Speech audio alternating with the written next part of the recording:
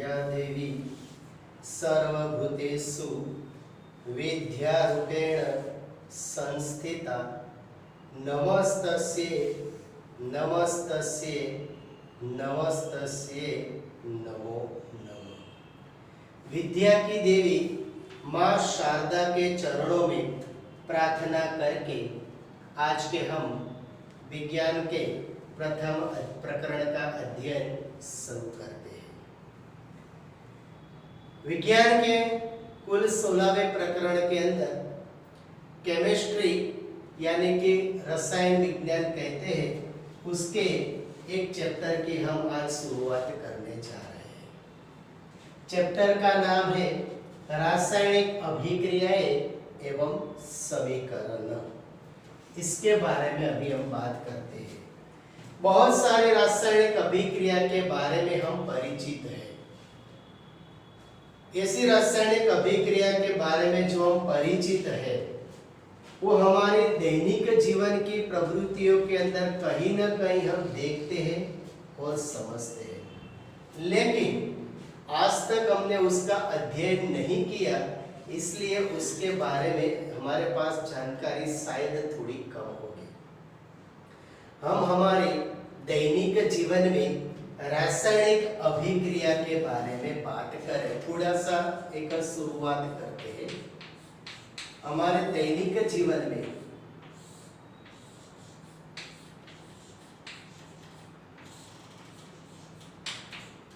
जो रासायनिक अभिक्रियाएं होती है उसका थोड़ा हम एग्जाम्पल से थोड़ी शुरुआत करते हैं। बहुत सारी अभिक्रियाएं हमारे दैनिक जीवन में बनती रहती है, लेकिन हमने उसका अध्ययन नहीं किया, इसलिए उसकी हमारे पास ज्यादा जानकारी नहीं है। ऐसे ही कुछ प्रक्रिया की बात करें तो गर्मियों में ताप पर हम दूध को खुला छोड़ दिया जाए। गर्मियों में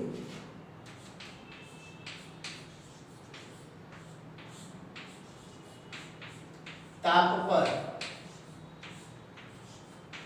कमरे में अगर दूध को खुला छोड़ दिया जाए,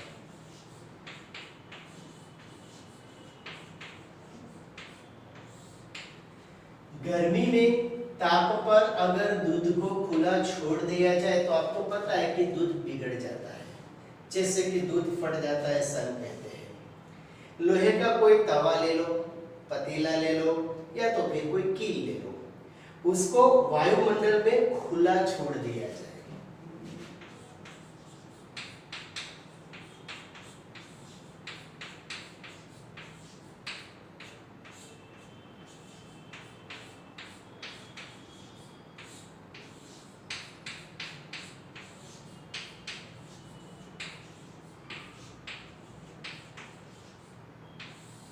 उसको वायुमंडल में खुला छोड़ दिया जाए, तो आपको तो पता ही होगा कि ऐसे कोई पदार्थ को वायुमंडल में अगर हम खुला छोड़ देते हैं तो वायुमंडल के ऑक्सीजन के साथ अभिक्रिया करके उसके साथ जंग लगने की प्रक्रिया हो जाती है।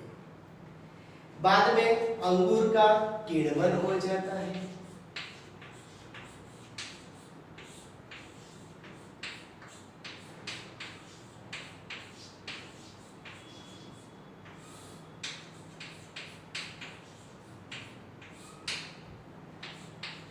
अंगूर का किण्वन होने की अभिक्रिया भी एक रासायनिक अभिक्रिया है। हमारी मम्मी घर पे जो खुराक बनाती है, भोजन, उसको पकाते हैं, यानी कि भोजन पकाया जाना, वो भी एक रासायनिक अभिक्रिया है।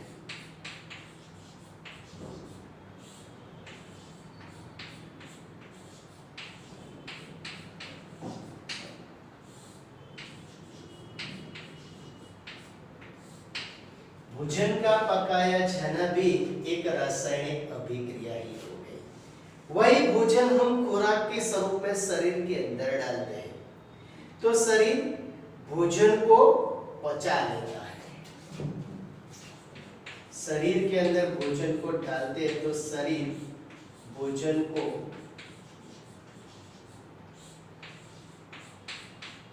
पचा लेता है।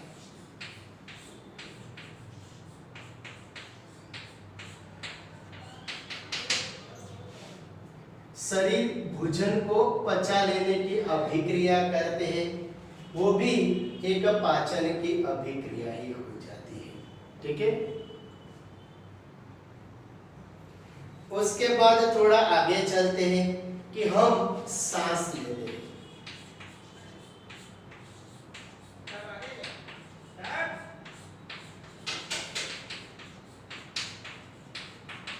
तो ये भी एक रासायनिक अभिक्रिया हुई।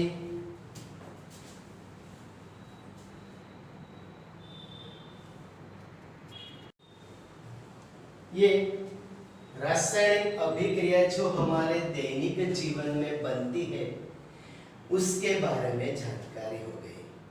अब हम आगे देखते हैं कि रासायनिक अभिक्रिया दरमियान क्या क्या परिवर्तन होता है। छोटा सा क्वेश्चन है हमारा, वहीं से हम अपनी शुरुआत करते हैं।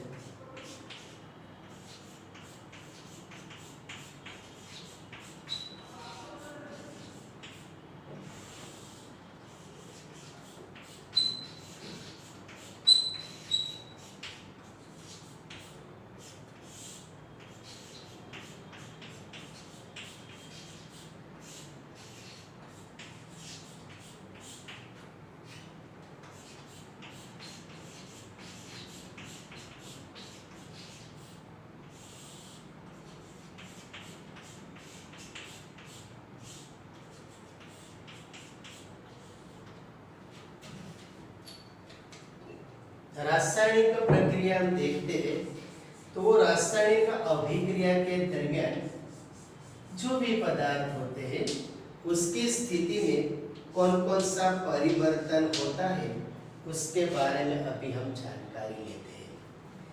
तो रासायनिक अभिक्रिया के दरमियान जो पदार्थ होते हैं उसके अंदर बहुत सारे परिवर्तन होते हैं। जैसे कि एक तो पदार्थ की जो अवस्था बनती है वो अवस्था में परिवर्तन होता है।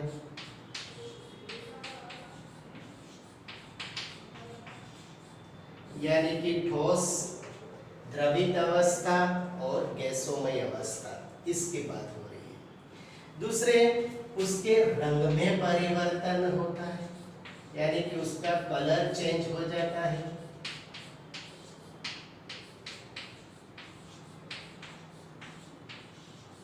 रंग में परिवर्तन हो जाता है, यानी उसका कलर चेंज हो सकता है। तीसरा, रासायनिक अभिक्रिया के दरमियान गैस का उद्भव हो सकता है, गैस बनते होता है।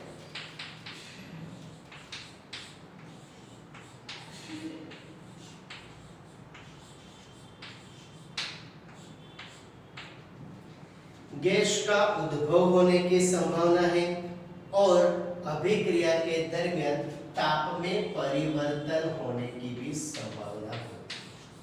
कभी ताप बढ़ जाता है या तो फिर कभी ताप कम हो जाता है।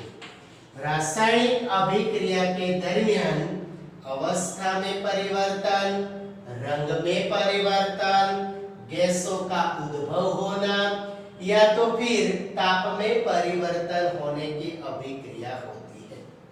किताब में क्रियाकलाप 1.1 के अंदर हमें बताया गया है कि हम एक मैग्नीशियम की पतली सी पट्टी लेते हैं, उसको अच्छी तरह से घिसकर साफ कर देते हैं ताकि उसके ऊपर ऑक्साइड का जो जंग होता है वो निकल जाएगा।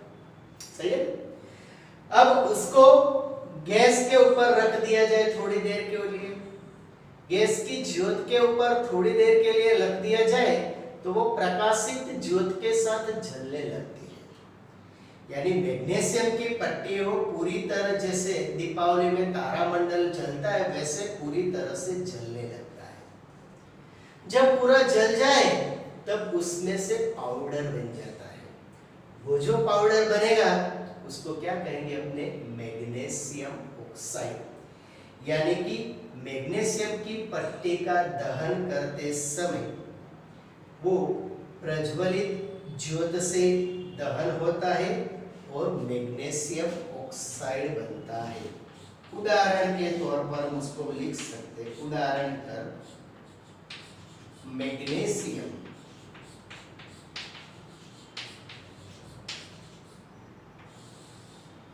मैग्नीशियम की परत को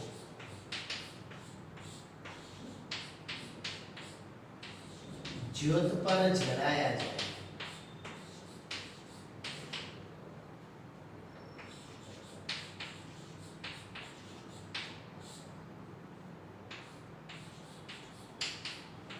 प्रकाशमय ज्योत से जलकर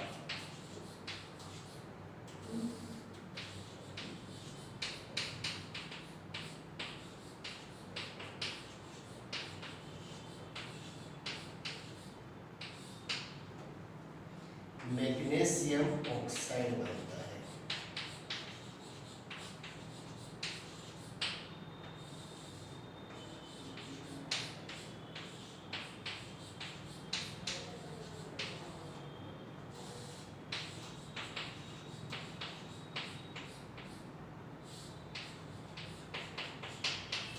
मैग्नीशियम ऑक्साइड बनता है।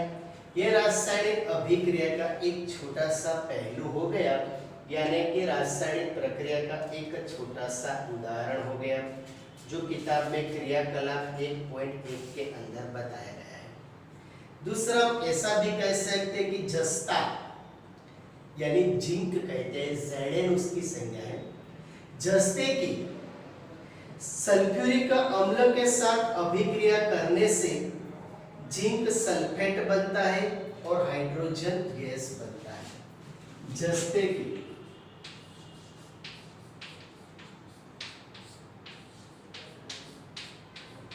तनु सल्फ्यूरिक अम्ल H2SO4 के साथ अभिक्रिया से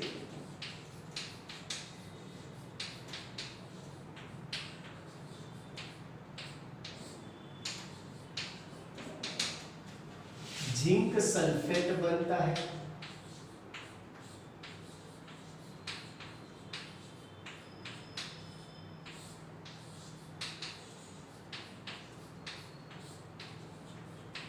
और हाइड्रोजन गैस उत्पन्न होता है।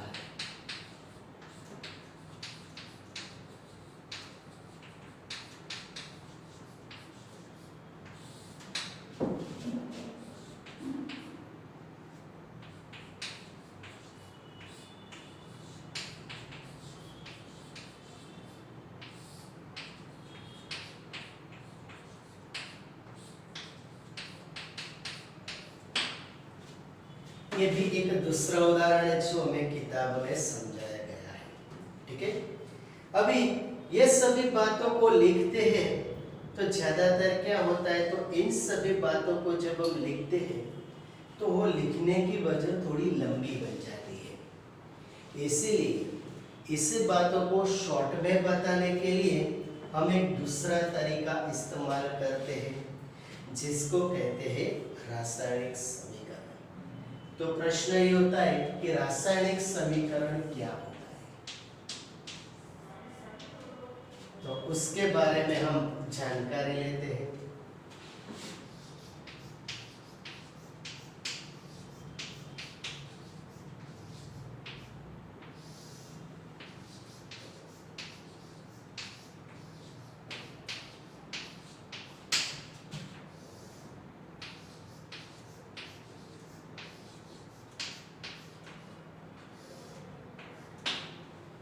रासायनिक समीकरण समझाने की बात जरा हम थोड़ी कर लेते हैं यहाँ पर।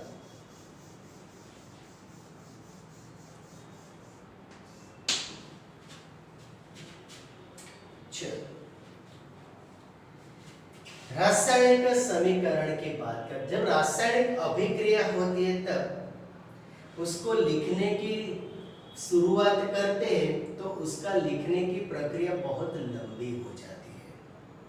इसलिए उसको शॉर्ट स्वरूप में यानी शब्दों के स्वरूप लिखने की क्रिया उसे रासायनिक समीकरण कहते हैं। रासायनिक अभिक्रिया को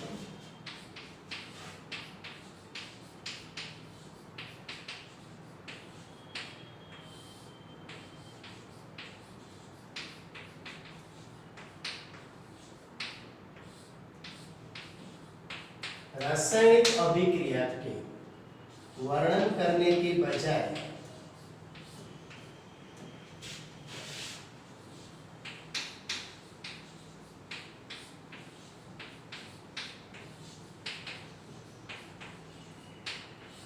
शाब्दिक स्वरूप में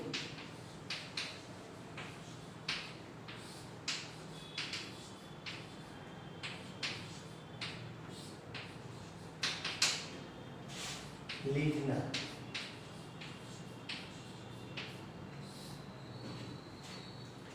शाब्दिक स्वरूप में लिखने की प्रक्रिया को हम रासायनिक समीकरण कहते हैं।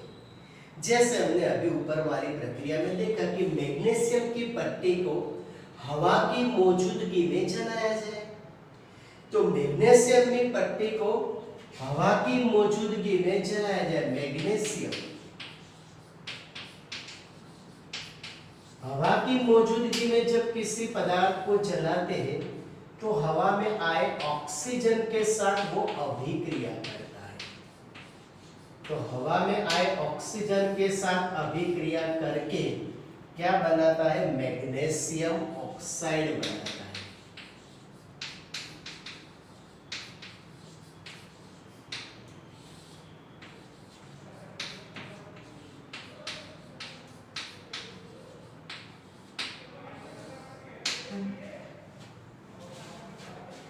यहाँ पर मैग्नीशियम और ऑक्सीजन रासायनिक अभिक्रिया में हिस्सा लेते हैं। रासायनिक अभिक्रिया में हिस्सा लेने वाले पदार्थ को अभिकारक कहते हैं। रासायनिक अभिक्रिया में हिस्सा लेने वाले पदार्थ को अभिकारक कहते हैं। मैग्नीशियम ऑक्साइड रासायनिक प्रक्रिया के अंत में मिलते हैं। रासायनिक प्रक्रिया के अंत में मिलने वाले पदार्थ को उत्पाद कहते हैं। रासायनिक अभिक्रिया में हिस्सा लेने वाले पदार्थ को हम अभिकारक कहते हैं। रासायनिक अभिक्रिया में अंत में मिलने वाले पदार्थ को हम उत्पाद कहते हैं। ठीक है, यहाँ लेफ्ट साइड जो लिखते हैं उसे अभिकारक कहते हैं, left hand service. Right side जो लिखते हैं उसे उत्पाद कहते हैं, यानी कि उसको राइट हैंड साइड किया जाता है। एक को हम लेफ्ट साइड लिखते हैं यानी कि लेफ्ट हैंड सर्विस, दूसरे को हम राइट साइड लिखते हैं यानी कि राइट हैंड सर्विस, दाएं और बाएं। अभिक्रिया में हिस्सा लेने वाले पदार्थ को अभिकारक कहते हैं। अभिक्रिया के अंत में मिलने वाले पदार्थ को हम उत्पाद कहते हैं, यानी कि इस अभिक्रिया में मैग्नीशियम और ऑक्सीजन दोनों क्या है? वो अभिकारक है और मैग्नीशियम ऑक्साइड उत्पाद है। ठीक है, यहाँ पर हमने शब्दों में लिखा है, उसकी बदला हम संज्ञा में लिखे जाए तो ये समीकरण को कुछ इस तरह लिख सकते हैं हम। मैग्नीशियम की सूची कौन सी है? तो Mg। ऑक्सीजन की सूची कौन है? ऑक्सीजन। अभिक्रिया में ये येरो बताया जाता है और क्या बनेगा? Magnesium oxide MgO। अब ये प्रश्न बनता है कि समीकरण के दोनों ओर के दल जो होते हैं वो समान नहीं है, इसलिए रासायनिक समीकरण को संतुलन करना आवश्यक होता है। अभी रासायनिक इस अभिक्रिया को संतुलन कैसे कर दिया जाए? तो देखो, मैग्नीशियम यहाँ पर कुछ नहीं लिखा है, यानी मैग्नीशियम कितने हैं? एक। ध्यान में रखना, यहाँ पर मैग्नीशियम में कुछ नहीं लिखा है यानी कितना है? एक। चलो, दोनों और मैग्नीशियम एक एक है, समान हो गया। अब यहाँ पर देखो, ऑक्सीजन कितने हैं? दो। यहाँ पर ऑक्सीजन कितने हैं? एक। समान नहीं है तो ऑक्सीजन को 2 से गुणा कर दो। अब आप जान सकते हैं कि ऑक्सीजन को हमने 2 गुना यानी 2 से गुणा कर दिया तो ऑक्सीजन तो 2 हो गया, लेकिन केवल ऑक्सीजन ही गुणा नहीं हो सकता, साथ में मैग्नीशियम भी 2 से गुणा हो गए। तो ऑक्सीजन 2 गुना यानी 2, ऑक्सीजन 2, वो तो समान हुए, लेकिन मैग्नीशियम की स्थिति फिलहाल बदल गई। देखो, मैग्नीशियम कितने? 1, 1 गुना 2 यानी 2। यहाँ पर मैग्नीशियम कितने 1, तो उसको 2 से गुना कर दो। अब दोनों की परिस्थिति को आप जाए मुआयजा कर सकते हैं कि मैग्नीशियम कितने हुए 2, मैग्नीशियम 2 गुना 1 यानी 2, ऑक्सीजन कितने यहाँ पर ऑलरेडी 2, ऑक्सीजन 2 गुना 1 यानी 2 हो गया। अब दूसरी समीकरण की बात करते हैं, जस्ता यानी कि जिंक की बात करते हैं। Zn जिंक की अपने मंद तनु सल्फ्यूरिक अम्ल के साथ प्रक्रिया करते H2SO4, तो उनमें से क्या बनता है, तो जिंक सल्फेट बनता है ZnSO4 प्लस डाइहाइड्रोजन गैस उत्पन्न होता है। यहाँ पर जिंक यानी जस्ता कितने हैं 1, यहाँ पर जिंक 1 समान है। यहाँ पर हाइड्रोजन कितने देख लो 2, यहाँ पर हाइड्रोजन कितने 2 समान है। यहाँ पर सल्फर कुछ नहीं लिखा है यानी कितना समझना है अपने को 1, यहाँ पर भी सल्फर कितने हैं 1, और यहाँ पर ऑक्सीजन कितने हुए 4, यहाँ पर ऑक्सीजन कितने हैं 4, यानी कि दोनों की ओर अभिकारक एवं उत्पाद के अंदर अणु एवं परमाणु की संख्या जब समान हो जाते हैं तो उसको क्या कहते हैं, तो उसके समतोलित रासायनिक अभिक्रिया कहते हैं। ठीक है, इसको समतुलित यानी संतुलित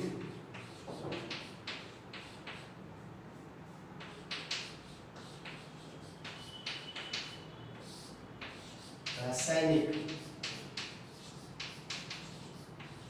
समीकरण कहते हैं।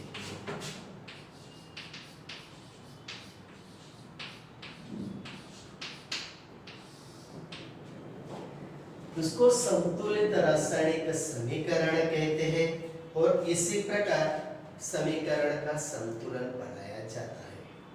तो इसके बाद हम बात करेंगे रासायनिक समीकरण का संतुलन कैसे बनाया जाता है, यानी रासायनिक लिखने की प्रक्रिया तो हो गई, अब संतुलित रासायनिक समीकरण कैसे लिखा जाए आगे हम वो समझेंगे। ठीक है, इतना आप जरा एक बार अच्छे से लिख लो और स्क्रीनशॉट ले लो ताकि आपकी याद में रह जाए। Thank you.